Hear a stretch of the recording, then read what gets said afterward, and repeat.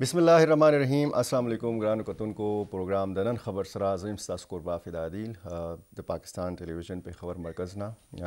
नन बहुम ताज़ा खबरों डिस्कस को खैबर पख्तूनख्वा काबीना TMS था द ज़िमनी ग्रांट वर्कोलो मंजूरी वर करे दा पदे खबर को वज़ीर आज़म शहबाज शरीफ लीदी छे द तरहगरे खिलाफ जंग बा हमदा कसा रवानी जिसोक टैक्स वर कई ज़्यादा टैक्स वर कई आगे द पारा द ऑनर कार्ड्स मुतारफ़ कोलो जो मंजूरी वर करे शवे दा बिया पे खैबर पख्तूनख्वा के यो पॉलिसी रागले दा जे द दवायानो چې کوم برانډ نیم دی د هغې باندې به پابندي وي صرف چې کومه فارموله ده هغه به ډاکټر تجویز کولی شي د مختلف فارماسیوټیکل کمپنیانو چې کوم برانډ نومونه دي هغه به نشي استعمالولی دې سره به یو خو عام خلکو ته دای چې ارزانه دوایانې به میلاویږي او د ګرانې دوایانې چې کوم ډاکټران تجویز کوي دینه به خلکو ته نجات ملو شي په دې هم خبره کوو د عازمین حج څوک چې د حج دپاره د تلو په تیاري کې دي هغې دپاره د تربیت دویمه مرحله چې د هغه د 15 اپریل نه به شروع کیږي په دې هم خبره کوو پاکستان او امریکې دو طرفه تعاون مزید مضبوط جوړولو دپاره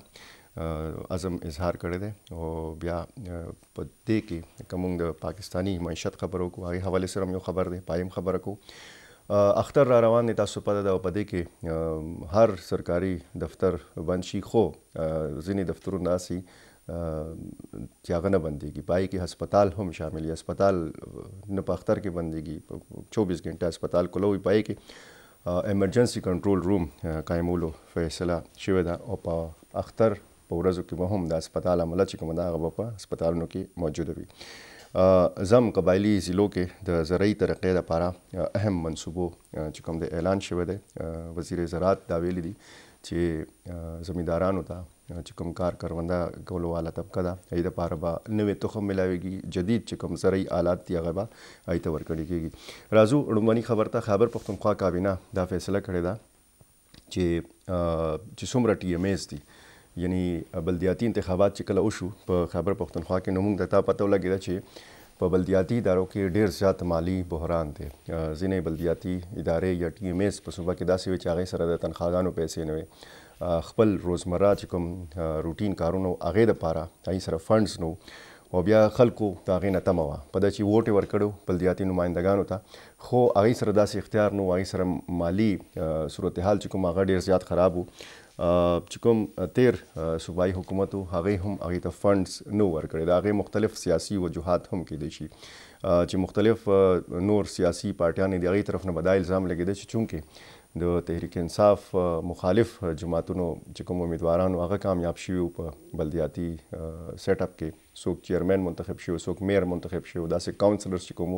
هغه په غټ تعداد دا نه ده چې لکه د تحریک انصاف خلک نو منتخب شوي هغه هم منتخب شوي خو دې سره چې کومې بلدیاتي سیټ اپ دپاره چې کومې وعدې شوې هغه وعدې پوره نه کړې شوې هر کال موږ په بجټ کې ګورو چې بلدیاتو دپاره ډېر خطیر رقم مختص کیږي خو هغه فنډز چې کوم هغه ریلیز شوي نو اوس صوبایي کابینې اجلاس شوی دی د علي امین خان ګنډاپور وزیر اعلی خیبر پښتونخوا په مشرۍ کې هغې کې دا فیصله شوې ده چې TMS ته به ضمني ګرانټ چې کوم دی هغه میلاویږي په دې کې فی الحال 111 چې کوم TMS دی هغې ته به 859 میلیون روپۍ چې کوم دی دا به د تنخواه پنشن او واجبات په مد کې میلاویږي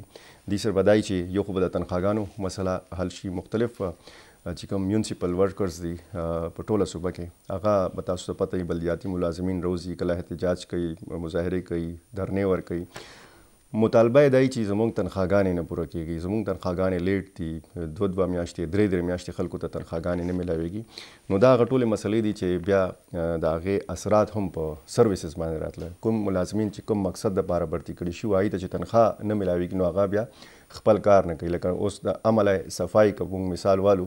نو هغې ته چې تنخواه نه میلاوي نو ظاهره خبره ده هغه به په احتجاج لاړ شي احتجاج به کوي او کار به نه کوي نو دا کار نه کولو نتیجه دا چې بیا عام ولس ته هم مسله نو د دې احساس وکړو صوبایي حکومت او دا ضمني ګرانټ چې کوم دی د دې منظوري ورکړه او په دې کې بیا یو بله فیصله هم په دې کابینه اجلاس کې شوې ده چې محکمه اکسایز چې کوم دی د هغې به 3 ډایرکټریټس چې کوم دی هغه په ټوله صوبه کې جوړیږي. دې سره به دای چې د اکسایز چې کوم ریونیو ده هغه به زیاتولو یو کوشش چې کوم دی هغه به کیږي. دې سره سره ویهیکل رجسټریشن انټیلیجنس او نارکوټکس کنټرول او د پراپرټي ټیکس لپاره دا به بیل ډایرکټریټس وي بجای د دې چې دا محکمه اکسایز چې کوم دی دا په یو بلډینګ کې دا درې واړه کارونه کوي. اوس فیصله دا شوې ده چې د ګاډو رجسټریشن او انټیلیجنس او نارکوټکس کنټرول او د پراپرټي ټیکس لپاره دا به بیل دفتري بیل ډایرکټریټس به خلک به ډېر په اسانۍ سره ځي هلته به رش هم کم وي او د دې مسلې به حل کیږي. دهشتګردۍ ترهګرۍ د خاتمې دپاره وزیر اعظم شهباز شریف ویلي دي چې موږ چې کوم دی پرعزم یو دا جنگ به جاري وي او د چې کوم چاینیز دلته باشندگان دي ماهرین دي انجینیرز دي د هغې سیکیورټي چې کومه ده هغه وزیر اعظم ویلي دي چې د هغې څومره چې سیکیورټي ایس او پیز دي هغې به پخپله د دې جایزه اخلي مانیټرینګ به یې پخپله کوي بجای د دې چې نور ادارو یا نور چې کوم عهدیداران دي هغه دا ذمهداري واخلي. وزیر اعظم پخپله دا آفر کړی دی چې زه به پخپله دا نگراني کوم. فول پروف سیکیورټي به ورکو خو د دې دپاره لایحه عمل چې کوم دی هغه بدل کړی شوی دی. ایس او پیز چې کوم جوړ شوي دي هغې باندې مخکې عمل درآمد نه کېده نو اوس به کېږي. اوس مزید هم دوی څه ګامونه پورته کړي دي. تاسو ته پته ده په 26 مارچ باندې چې کله په بشام کې شانګله کې واقعه وشوه 15 چینی انجینیران پکې ووژل شو یو پاکستانی ډرایور پکې ووژل شو خودکش حمله وه. هغې نه پس په داسو ډیم باندې چینی انجینیرانو چینی کمپنیانو کار بند کو. هغې سره سره تربیلا چې کومه توسعي منصوبه په هغې باندې هم کار بند شو. ورسره د امیر بادشاه ډیم باندې هم کار بند کړی شو خو مومن ډیم باندې هم چینی انجینیرز کار کوي خو لکه هغې باندې کار نو بند شوی. د نور ټولو منصوبو باندې کوم منصوبو باندې چینی انجینیرز د دې واقعې نه پس کار بند کړو هغه کار اوس بحال شوی دی. چینی انجینیرز چې کوم دي خپل هغه ته ځي خو په داسو کې اوس هم لږ مسله شته هغه هلته کار لا نه دی بحال شوی خو ډېر زر به دا کار هم بحال شي. باقاعده داسو ته وزیر اعظم شهباز شریف تللی و هلته چینی انجینیرز سره چینی کمپنیانو سره ملاقات هم کړی او دوی ته یقین دهاني ورکړې وه چې آینده به دا قسم پیښو مخنیوي دپاره زبردست اقدامات کیږي. او هغې نه پس موږ هم کتل چې باقاعده میټینګز وشو باقاعده وزیر داخله پیښور ته هم راغلی و د سی ټي ډي هیډ کوارټر وزټ یې هم وکړو او په هغې کې بیا تاسو ته ریزلټ هم پته ولګېده د سی ټي ډي چې کومه کارروي 10 نه زیات ترهګر یا سهولتکار چې کوم هغه د ګرفتارۍ یو خبر هم مخې ته راغلی او بیا دا هم ویلي شو چې خودکش حمله آور چې کوم هغه د افغانستان سره تعلق ساتلو او په دې کې بیا جدید ټیکنالوجي استعمال شوه جدید ساینسي خطوط باندې دا تفتیش یا دا تحقیق چې کوم دا مکمل شو او په دې کې بیا دا پته ولګېده چې خودکش حمله آور کوم ځای کومه لار استعمال کړې وه څوک یې سهولتکار و خو بهرحال لکه دې نه پس یو ضرورت محسوس شو چې دا ایس او پیز د یو ځل بیا وکتلی شي خصوصي توګه باندې چې کوم غیر ملکیان په پاکستان کې کار کوي د هغې حفاظت دپاره دی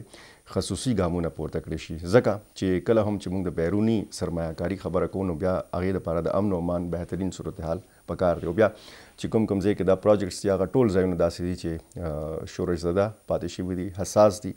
او عام خلکو ته هم لکه په دې غریزه علاقه کې تاسو ته پته ده چې کوم ځای کې دا ترهګر پاتې شوي دي عام خلکو ته هم د حفاظت ضرورت خو د چې کوم غیر ملکیان دي د هغې دپاره ډېر زیات تھریټس وي. د پاکستان مفادات هغې سره تړلي وي دشمن نه غواړي چې دلته د غیر ملکی ماهرین راشي دلته د بیروني سرمایهکاري وشي دلته د خلک راشي دلته د کاروبار وشي دلته د ترقي وشي دا دشمن نه غواړي او دشمن همیشه د داسې موقع په تاک کې وي چې داسې هغې ته سافت ټارګټ میلاو شي او هغې باندې حمله وکړي او د بل ملک سره زموږ تعلقات چې کوم دي هغه خراب شي. د پاکستان او د چین تعلقات خرابولو ډېر زیات کوششونه مخکې هم شوي دي. اوس دا هم یو غټ کوشش و د شانګلې واقع او دا نه ده چې دا به آخري واقع دی نه خدای مکا دی نه پس به هم دا قسم واقعات کیږي خو ښه خبره دا ده چې چین هم یو ښه پیغام ورکړی دی چې دا قسم پیښې به زموږ په ملګرتیا کې خنډ نه جوړیږي. داسې پاکستان هم ویلی دي چې د پاکستان او د چین ملګرتیا چې کومه ده دا په هر امتحان کې پوره ختلې ده. نو دا هغه صورتحال دی چې د دنیا نظر دی په ده چې پاکستان او د چین تعلقات مثال ورکړی کیږي. په خطه کې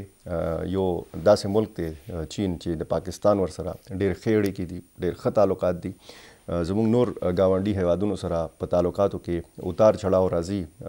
تاو تریخوالی هم راشي، تعلقات خراب هم شي، خو د چین سره زموږ چېرته تعلقات نه دي خراب شوي. چې کوم غلط فهمیانو سلسله وه، غلط فهمانې غلط خلک چې کوم دی هغه پیلاولو خورولو کوشش کوي، نو هغه په هغې کې ناکام شوي دي. او دا هم د دې ثبوت دی چې کوم پراجیکټس باندې چینی انجینیرز چینی کمپنیانو کار بند کړو هغه بحال شوي دي سوای د داسو ډیم نه. راځو بل خبر ته چې څوک ټیکس ورکوي نو هغې دپاره حکومت یو فیصله کړې ده چې هغې دپاره موږ آنر کارډ جاري کوو، چې هغې دپاره دا یو اعزاز خبره چې